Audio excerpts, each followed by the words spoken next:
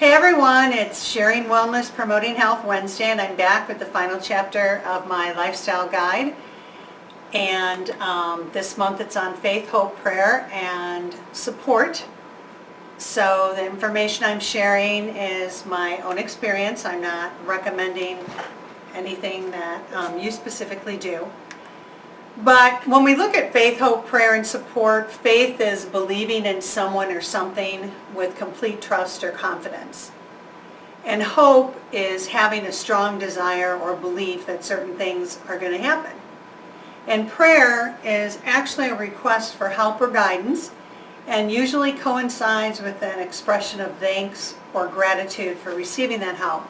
Now for me, I always pray to God, but there's many religions, many cultures, many different spiritual leaders, so apply this to what fits for you. So for me, it was really hard to live without trust, confidence, or the desire for things to happen. When I was really sick, I really had to hang on to the belief that it was going to get better one day. So trust, confidence, and desiring things to change or for things to happen really supports almost every decision we make. I mean, why are we going to do something? Why are we going to risk something if we're not expecting something to happen?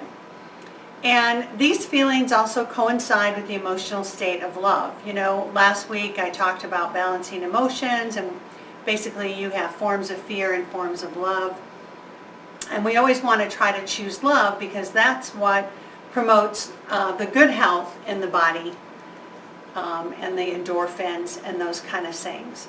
So the two truths that I really learned during my recovery is that I wasn't going to get better if I didn't expect to get better. And I won't change if I don't believe that I can change. And it kind of brought me back to my favorite children's book about the choo-choo train. I think I can, I think I can. And I think I can't is also very true. So if the little choo-choo train didn't expect to make it to the top, and he didn't believe that he could make it to the top, he wouldn't have made it to the top. So whatever you reinforce in yourself is really what's kind of setting your stage. So faith is the substance of things hoped for and the evidence of things not seen. And that's a quote from Hebrews 1. Verse 11. So realization was part of my getting better, and it's, you know, pretty scary. You're kind of sitting there, I'm frail, I'm weak, I'm in pain, and I'm having the doctor telling me that they can't fix it, they don't know what caused it, all they can do is try to keep me more comfortable. And I think that's kind of similar to how many of us are feeling in this current pandemic of COVID. You know, one of the things I'll never forget in my life is when my doctor looked at me straight in the eye and told me that I'd probably be in pain the rest of my life and would most likely never walk again without assistance from a cane or more devices. So at that time, you know, I kind of got, you know, a little reactive and said, you know, well, you don't know me, that's, you know, not going to be me. And it was me for quite a long time. And I really had to hang on to the thought that we're never given anything we can't handle. So we all need help in getting better, changing habits, living healthy. You know, we're not meant to be alone. We want help from friends, family, spiritual help. So a request for help or guidance is really essential. And asking for help, not only from the divine, but from your friends, family, and professionals is very acceptable and very much needed. So I know it can be hard, but I say ask anyway, because for me, asking was really hard because I'm kind of a type A personality, very independent, like to do things on my own. And that was one of the biggest curves I had to learn in the beginning, is asking people to help me go to the grocery store, help me clean the house, help me move, because there were certain things physically I couldn't do. And I prayed a lot back then. I kind of went introspective, looking at myself, what my strengths, what my weaknesses were. There were some pretty dark days.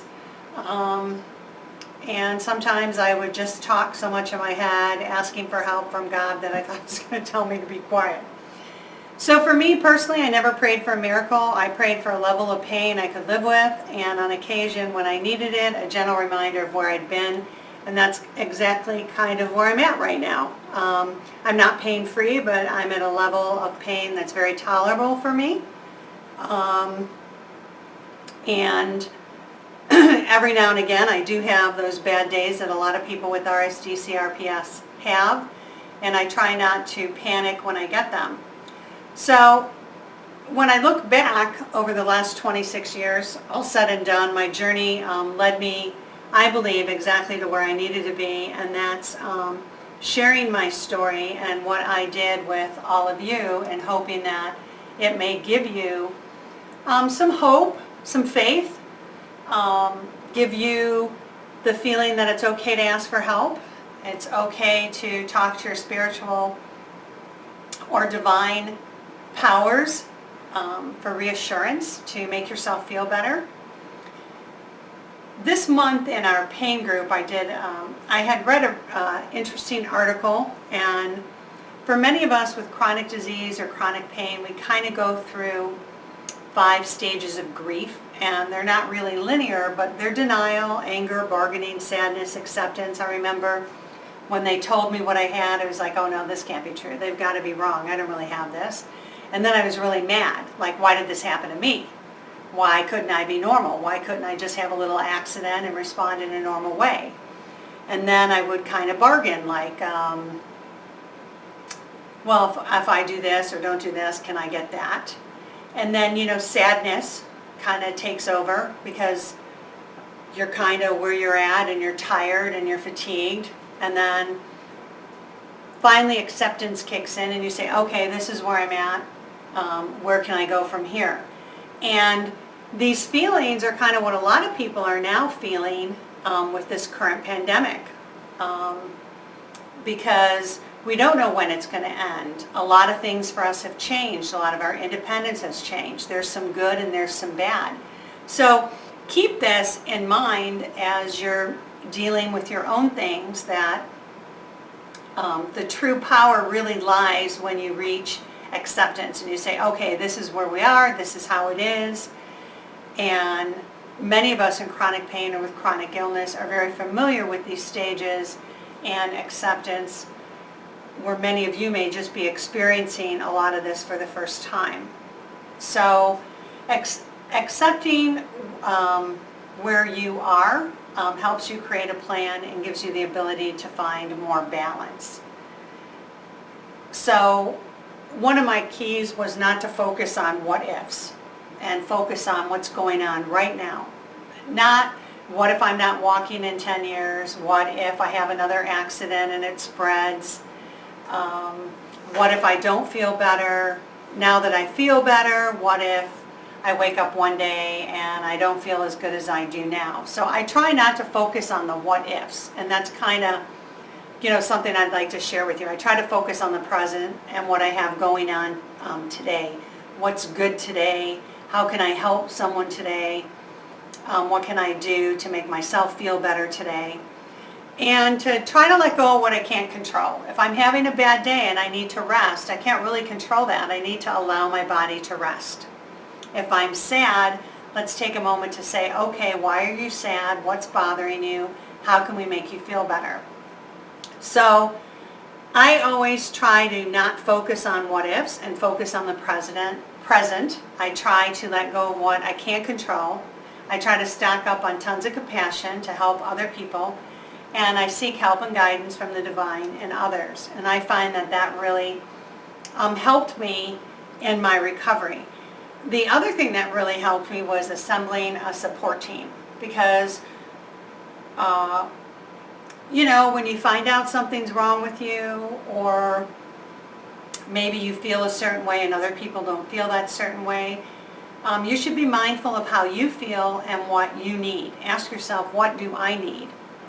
So for me, I determined who's going to be on my team, who's going to be supportive, because a lot of decisions I had to make 26 years ago about my health, surgeries, not surgeries, spinal blocks, implants, this therapy, that therapy, I wanted people that would support me with what I was choosing. So I picked people for my team that were in it to win it with me. I got very lucky. I have two really good friends that are still my friends, Mary and Paula. And I had a lot of great people that I worked with, like a guy, Roger, who would always drive me around if I needed help, and Marlene, and lots of people back then that really, really helped me out, and I was really blessed for that. So, look for your divine, look for family, co-workers, and a few close friends you can count on who want to be there for you. Even if they don't really understand it, they're really good for your support. And then changing your lifestyle or improving your health from a chronic disease is definitely going to be a long haul. You're not going to do the flavor of the month, as I call it, and feel better. You may feel some better, but it's a lot of little things, all the things I've shared with you through this Healthy Habit program. The drinking water, the eating good food, making sure you sleep, making sure you stay moving, focusing on gut health, focusing on keeping your emotions balanced, focusing on a good support team, faith, hope, and prayer. And it's focusing on newer treatments, what treatments you want to do, what treatments you don't want to do, help from your doctors, your psychologist, your support groups, whatever it is that you're doing. All those things play into you improving your health. So my main focus is, get people who are in it to win it with you, and that's family, friends, medical professionals, physical therapists, support group people, divine intervention. So ask, and it'll be given to you. Seek, and you will find it. Knock, and it will be open to you, and that's a verse from Matthew 7:7. So to give you an example of the support, when you're on a diet, you're the only one not eating cake. So you want to make sure that the people you're eating with aren't trying to taunt you to eat cake. You want to make sure that they're supporting you, they're respecting your feeling to do this, and they're there for you. Because even though they're friends, you don't want people to try to overly influence you for something you don't want to do. And then, I think over the years I've learned to try to respond to a situation and not react to one. For many years I reacted, and I think a lot of that was some of the medication that I was on.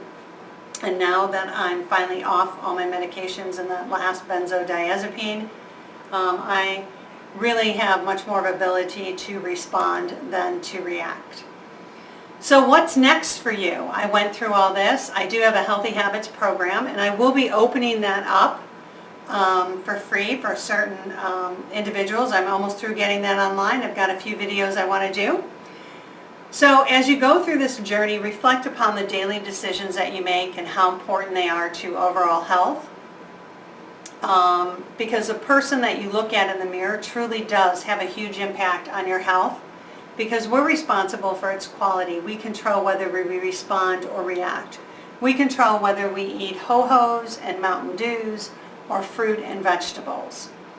So our health truly is a gift that everybody should reap from. Some of us have to work harder at it than others. I'm one of those people, which is why I'm sharing with you.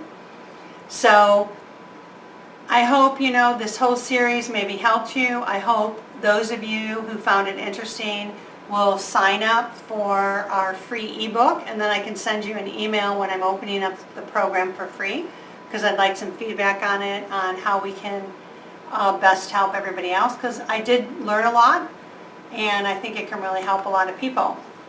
So remember, life uses a multi-energy approach, and it's going to be a multi-energy approach to your health. So thanks for joining me on the Healthy Habits program, and join me next week, because we'll probably be talking a little bit more about emotions and the organs they're associated with, and the herbs that you can use to support those systems based on your emotion, because our emotions affect our health and our health affects our emotions. So thanks for watching, and have a good week.